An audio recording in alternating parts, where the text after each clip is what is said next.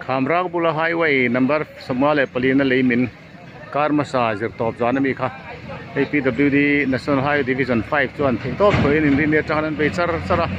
point ani nga na nia ani nga na kai lam dar nga le chan ve a hian in hei kan la zo lo na in lupui har satna na to sia wangin one way in kan an chua chan ta ni hei tuna hian an chok chan me ka hai zol lam panga tanga local i an phurte jang de dona kan thia ta wangin kong chuat leine ma hian chil mam pot chila chumin nuwa chil sa lam panga tanga local original mele chela kan tia chuan ei tuna hai zol lam panga tanga local ten kongan han ka na an nom khop maya hei driver hu teng te po rei ta kan om to an ko chak to khop mai hei vai driver te pon nom le ni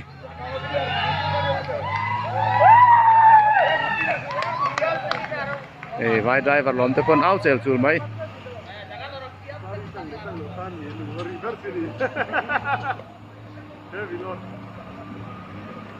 tuna theng chuan hei lo din vak lo ni boka kan kong chuat po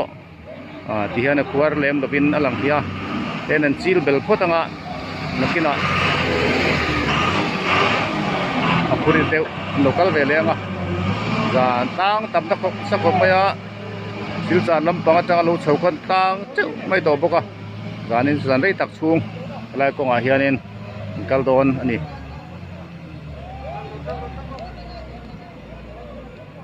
ki lai tuna chhona la kitle mina chhode hle ka king lai ki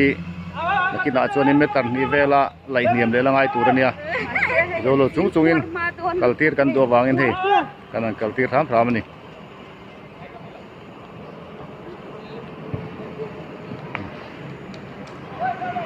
le min hei leitu panevan chil khwat dewa chil khwat lai te po lungin kan to le sok sok ati hian a khwat te point call over hian lungsan no le la